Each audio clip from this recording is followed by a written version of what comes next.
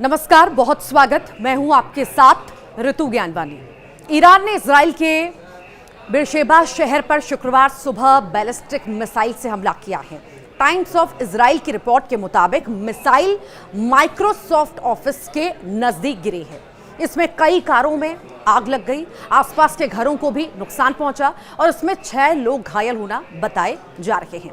ये लगातार दूसरा दिन है अब जब बेरशेबा शहर पर मिसाइल हमला हुआ है। इससे पहले गुरुवार को भी ईरान ने बेरशेबा के एक अस्पताल पर मिसाइल दागी थी, जिसमें 50 से ज्यादा लोग घायल हो गए थे।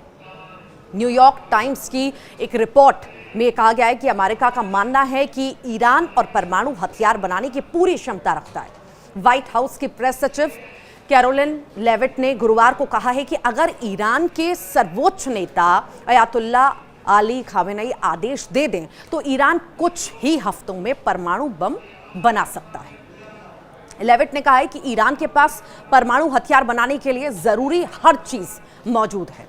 अब बस उन्हें अपने नेता के हां कहने का इंतजार है। उन्होंने यह भी कहा कि अगर ईरान ऐसा करता है तो इससे सिर्फ इजराइल नहीं बल्कि अमेरिका और पूरी दुनिया की सुरक्षा को खतरा होगा।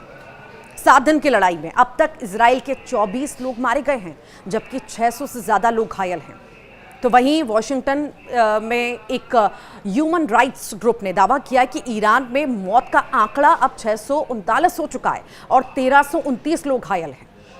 तो वहीं लेबनान में संसद के स्पीकर, सबसे सर्वोच्च शिया नेता और हिजबुल्लाह के करीबी सहयोगी नबी बेरी ने कहा है कि लेबनान जंग में ईरान का साथ नहीं देगा। उन्होंने ईरान को हमारी जरूरत नहीं है, उन्होंने कहा है, समर्थन की जरूरत इजराइल को है। नबी बेरी ने गुरुवार रात स्थानीय न्यूज़ चैनल पर बातचीत के दौरान ये बयान दिया था। अंतर्राष्ट्रीय परमाणु ऊर्जा एजेंसी IAEA को जानकारी मिली है कि इजरायली हमले में ईरान के खोंडब हैवी वाटर रिसर्च सेंटर की कई इमारतें बुरी तरह से क्षतिग्रस्त हो गई हैं। इनमें वो यूनिट भी शामिल है जहां पर डिस्टिलेशन का काम होता है। ये जानकारी खुद एजेंसी ने एक्स पर एक पोस्ट के जरिए दी है। साथ ही साथ इजराइल के नागरिकों को साइप्रस से वापस लाने के लिए खास मिशन के तहत पहला क्रूज जहाज आज सुबह अशदोद पोर्ट पर पहुंच गया।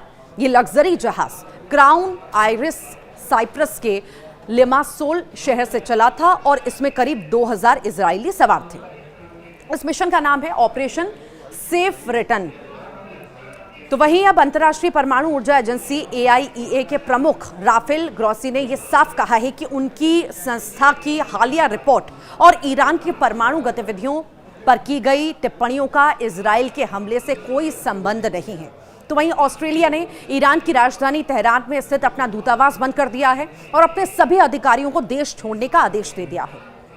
सरकार ने कहा है कि फैसला ईरान में सुरक्षित स्थिति के लगातार बिगड़ने की वजह से लिया गया है। सरकार ने ईरान में मौजूद सभी ऑस्ट्रेलियाई नागरिकों से भी कह दिया है कि अगर संभव हो तो वे भी सुरक्षित तरीके से देश छोड़ दें। ईरान ने इजराइल के